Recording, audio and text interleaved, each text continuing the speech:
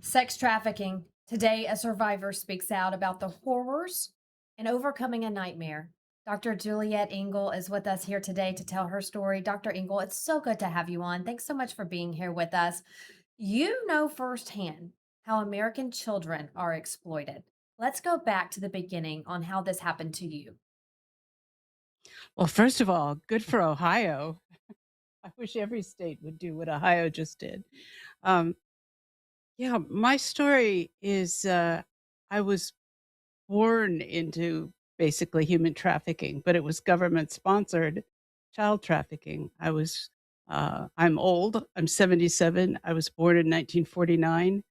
Um, my entire family was involved in intelligence during the war, OSS, CIA.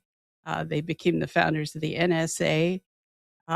CIA was founded in 1947, and in 1953, they started the MK Ultra program, which was the project I was in was Project Monarch, where they took their own children and basically, and I was physically sold to the Monarch group by my father, who, when I was 6 years old, who took me to meet someone who molested me, and while I watched my father taking payment for me. For the next 11 years, I lived in what they called CIA safe houses. We called them annexes, where children were being programmed to develop dissociative identities. To We were tortured, abused, starved, and taught to um, basically follow orders. And our handlers taught us how to manipulate crowds, to manipulate other people. So I was being raised as an entertainer, as a musician, and as in a program called Sex Magic, where I learned to manipulate other people through sexual energy. It was their sexual energy, not mine, and get people to do things they didn't want to do. I think you're seeing that all over the country now. You're seeing people who've been through the program. I mean, statistically, in 1976, the Congress had the only hearings they've ever had on the MK Ultra program before it was classified 18 levels above the president as top secret. Um, and at that time, there were 150 sites actively working with uh, American citizens unwittingly being drugged and abused and mind controlled and having their memories affected, being given LSD and being forced to do things. Um, so that was in 1976. They claimed it stopped then. Of course, it didn't. And it's continued and has become increasingly successful. And now they're able to use electronic devices, which is what they planned on back in the 1950s. When I was in the program, they were already talking about cybernetics and implanting Turing machines, which became uh, computers in people's minds and being able to control people remotely. I think we're there. I think that now there are, let's see, it's 1976, there were thousands of people in the program. I think now there's probably 1 million survivors who are living with the effects of this programming and responding to signals that are sent out that make them violent or riot or do things they wouldn't ordinarily do. So, mind control is a big problem in this country, and it's a big part of human trafficking. And it's a large part of why we aren't responding. You know, how did it get this bad? Ohio is taking the steps that every state in this country should be taking. And that's only one aspect of the trafficking. They're addressing demand, which is critically important, but they also should be doing prevention, education, and they also should be working with survivors to provide shelters and safe spaces. It looks like that sheriff's doing a wonderful job with that, but that's the rare, rare, rare exception in this country. And in my experience, I worked for 20 years in the former Soviet Union, which is, if you want my story, my book Sparky covers my life as a child survivor of MK Ultra, and then of my time that I spent in Russia, where I organized an underground railroad to rescue and repatriate trafficking victims, and then came back to the United States and realized that it's as bad here as it is over there, except that getting interest from the people of the United States is much more difficult than it was in Russia. I mean, they wanted to change everything. They wanted to capture the criminals. They wanted to end the trafficking. When I'm in returning here for the last 10 years, it's been very difficult to even get meetings or get presentations or information that I put up gets taken down. I'm permanently banned from Wikipedia because of my successful child trafficking efforts overseas. And we need to change that. That needs to be improved. And the reason why I'm presenting it this way is the two things are linked. You had the CIA start a massive mind control program in the 1950s, and I can tell you that the people like me in their 70s who are remembering what they were telling us, what they were teaching genocide. They were teaching that the nation should be divided into the ruling goats and the mass of sheep, and that the sheep deserve to be abused and die. And this was in the 50s. This is what they were. Um, this was the message that the future leaders of our country were growing up with, and it only became more sophisticated, more complicated over time. And now you're seeing the result because the population is mind-numbingly um, controlled and does not respond to human trafficking. I mean, I think this story in Ohio should be the biggest thing in the country today, and that we should have responses from all states. You're absolutely right. And I know that during the last administration, we saw hundreds of thousands of kids just turn up missing. Trump's Yes. administration is doing what they can to find and locate these children. It's hard to comprehend your story. As a child, if there's anyone you trust, it's your parents, it's your mother, it's your father. A child loves their parents. And so for your father to put you through this is just hard for me to fathom first. And also at such a young age, 6 years old. And you go through this for years. You're trafficked, you're abused. They created multiple identities for you. I want to go back to something you just mentioned about how they almost brainwash you to believe certain things. What are they doing to these children? What did they do to you to make you believe that this was okay? Well, a lot of satanic ritual abuse is what they used, and they got these techniques from the Germans who'd done this in the concentration camps at Nuremberg. And in my family, I had 5 uncles who were German speakers and in the intelligence services who were in Nuremberg, who then subsequently worked with the Nazi scientists who were supposedly executed were not. In fact, they were brought by the hundreds to the United States, to Huntsville, Alabama, where they were resettled, given new identities, and distributed across the United States, and given fundings to do all kinds of program, including the mind control, to continue their work with mind control that they brought from the concentration camps. And in my opinion, that they should have been hung. What they did to the individuals in the camps is unspeakable. They should have paid a price for that. They didn't. They were rewarded. And the techniques that they developed from those camps should have been destroyed at Nuremberg. Instead, they've been used on the American population, and yeah, and it's satanic in its creation. And the last 6 years that I was in the program before I escaped at the age of 17, I was at the Presidio, which is it's an old fort in the northwest corner of San Francisco, and underneath the Golden Gate Bridge, which originates there, is another very ancient fort, and that's called Fort Point. And that was the headquarters of the Western Command of the U.S. Army.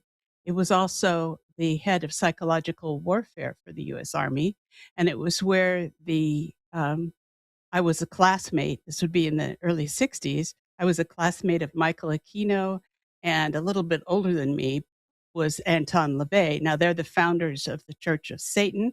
They used kids like me to they called it time traveling, but there were a lot of drugs involved. I don't know. I can't say that we actually time traveled, but we created a lot of stories, and that was the process of writing the Satanic Bible and creating the Temple of Set. And they were allowed to promote this through the U.S. military. So these things are so deeply interconnected and linked that to start taking them apart is essential, I think, for the survival of our country. We can't go forward with a mind controlled population. Right. And there's so many groups and organizations and people trying to brainwash our children from sex trafficking to what they're learning in schools and school libraries, online, on social media. We have to protect our children at all costs. Child sex trafficking is very hard to escape. You mentioned you were 17 years old. Juliet, how did you do it? I was often taken to I was becoming a musician and entertainer, so and the whole sex magic program created the stars you see today, the ones that draw the huge crowds and fill the stadiums, because those are all artificial creations, and I was on that path. I wanted to get off that path. Um, so I was often taken to promotional events where I was like a party favor. So I was taken to what was then Murphy Hot Springs. It's now a very swanky resort in Monterey, but then it was a barn and a hot springs and an enclosure and a cornfield. And they were flying in record executives to listen to music. So it was musicians like John Phillips. Actually, Charles Manson was there. He was one of their like studio musicians. He was actually quite a good musician. And oh, a lot of I could name others that were there who are alive, but I don't want to. They weren't really involved. They were victims like me. Um, so during that, there was an opportunity. You couldn't escape. For one thing, every time I was in one of these annexes, they took away my shoes. So I could never I tried once to escape from Fort Point, which is under the Golden Gate Bridge, and one of the memories that stayed in my mind was trying to walk across the Golden Gate Bridge barefoot because I was trying to escape from Fort Point. But eventually my feet gave out and I got picked up by police and taken back to Fort Point, and it was always the same. So in at the hot springs when they were playing the concerts and I was dancing around in a mini skirt with no underwear, um, and getting the record executives high on drugs so that they could be compromised with photographs so they could be later be blackmailed. And while they were high, they could sign all these contracts with musicians who really weren't very good. Um, I took I took the opportunity when someone came through the gate. Uh, Actually, it was my handler. He drove through the fence. He had a clicker, so remote control, so he could open the fence. So he drove his car in, and he was so drunk he passed out in the front seat. And, I saw that, and I tried to get him out of the car so that I could get out of the compound, and take the car. I couldn't get him out of the car in time, and, I got in the car and drove it. I had bare feet, no money, barely any clothes on, and, I headed north with him in the car because I couldn't get him out of the car. So, basically, I kidnapped him and, headed north and I was heading from Monterey up to Seattle, where I'd been accepted to university, and I was going to go there. No one in my life knew that. I did it all in secret, but I had to get from Monterey to Seattle in time to register and start university and start my new life. And all the time I was driving north, I was basically throwing away memories. So by the time I got to Seattle, I had no recollection of my life before that time, and I completely started over and no longer did the music. I stopped singing. I stopped, performing. I decided to go into science, which I decided was the exact opposite of entertainment, and uh, decided I'd go to medical school without a real idea of what that entailed, but I was going to do it, and I did it, and left that life behind. But then, when my daughter was born, when I was 30 years old, things started to come back to me, and that was the beginning of my process of remembering the childhood in MK Ultra. And this is happening to people now. I mean, lots of people contact me and say, I can't remember my childhood. I can't remember my life up to the age of 12. I can't, there's big blanks. And when you're talking to things that happened when people were children, that's how children handle extreme abuse, terror, and situations that are so paralyzing that they can't carry them forward. You either jettison them completely or they take you down. Um, I was fortunate that I was able to jettison them completely, move into medical school, graduate at the top of my class, start a practice. And then I was invited to Russia, and the story changed again because I ran into human trafficking. I was invited to help reform infant and maternal health care and discovered very soon that children were being taken right after birth and disappearing or disappearing from orphanages and baby houses. And so I followed that trail, and I discovered that children were being trafficked into Russia, through Russia, out of Russia, and several years and many grants. I was one of the first recipients of a Trafficking in Persons State Department grant to do a study of where trafficking victims' children were coming from and where they were going. And I don't think anyone anticipated the results, because the results showed that the three main countries receiving trafficked children from all over the world were Germany, Israel, and the United States. And I thought, so I went to these places. I actually developed got a good response from Israel, who then sent several Knesset representatives to my office in Moscow, and eventually I had the Knesset on speed dial, and we could call them and get victims returned safely to Russia from them through the Russian consulate. So I thought I'd have the same results in the United States. No, I went to the UN, I went to Congress, I went to the State Department, I went to the tip office. No one would even listen to my presentation. I mean, I had 500,000 data points proving proving the case of the people being sent to the US. I had flights, I had destinations. I knew the 2 top cities were Brighton Beach and Virginia Beach on the East Coast, and, no one no one would listen. We had flights, we had locations, we had names, nothing, no interest at all. And I realized it was probably because the real purpose of the Trafficking Person Office was to show that United States was absolutely clean, had no human trafficking, had no problems.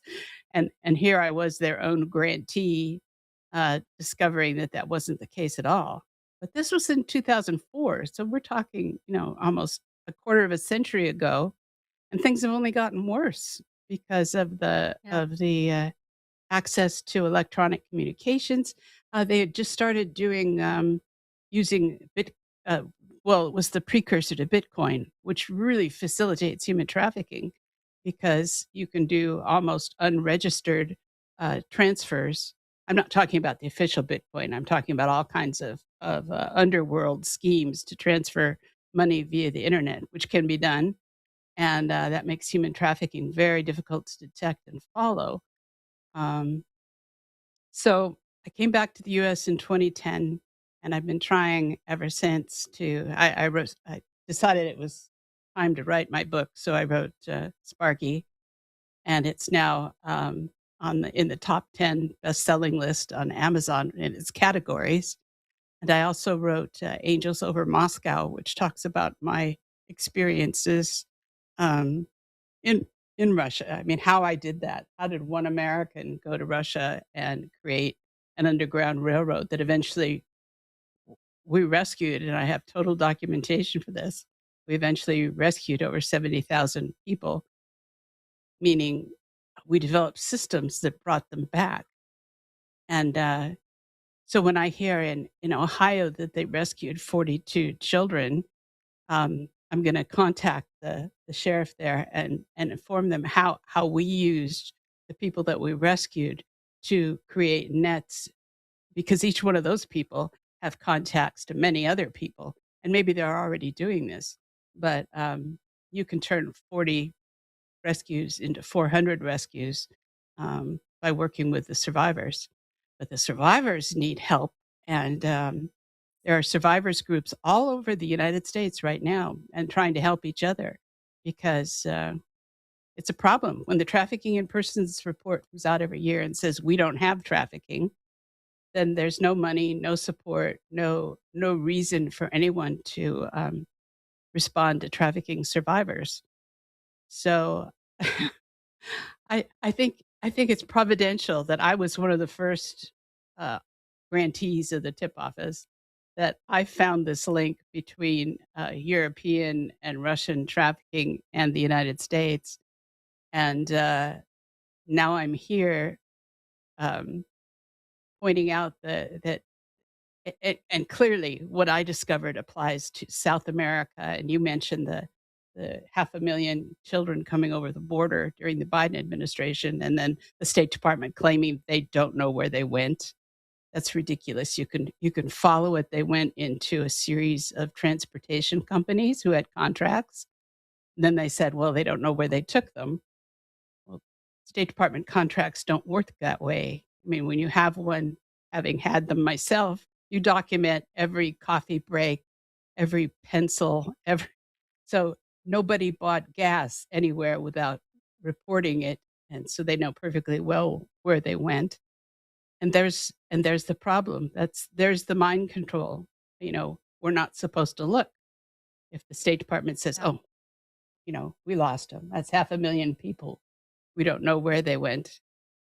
And, only people like me stand up and say, "No, no, it's absolutely not Yeah, not you know the true." story too well, and yeah, and how it works, and you've been there, and you have an amazing story. I'm very proud of you. You became a physician, you raised a family, you later founded the Underground Railroad in Moscow to rescue child trafficking victims, and you're still fighting for the I still victims and the people who are recovering. And your book is doing amazing. I want to remind everyone as we wrap up here, Juliet, where people can find your book, because this is a wonderful story that you can tell about your history, your past, and how you recovered and continue to fight. So, again, this is on Amazon, correct? It's on Amazon, or you can go to my website and it will take you to my publisher. And, actually, if you just, put my name in Google, it'll take you to my website and you can buy it there or on Amazon. And, it's a fairly quick read, but it is as honest as I could be about what it is like to be a child in human trafficking. And, uh, I think well, you can read the reviews. It's gotten 4.8 stars. And it's done very well. I expected a lot of blowback about it, but the blowback doesn't come from the American people. The blowback comes from the State Department, from the International Narcotics and Law Enforcement Bureau, who tried to shut me down in Moscow, absolutely harassed me, and they are responsible for taking me off of Wikipedia for the rest of my life.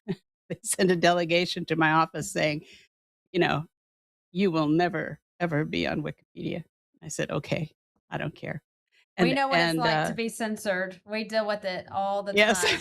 that's Dr. right. Engel, yes, and I'm eager to put this up on social media today and see what kind of strikes I get. But that's what we do, and that's what we deal with every day. But we continue to fight. I would love to talk to you more. Love your story, truly, and I'm proud of you and everything you've accomplished and overcome, and the fight that you continue to endure to end child trafficking for our innocent, the most vulnerable out there. Thank you for coming on today. I encourage everyone to go out and buy your book, and we'll be in contact. Thank you.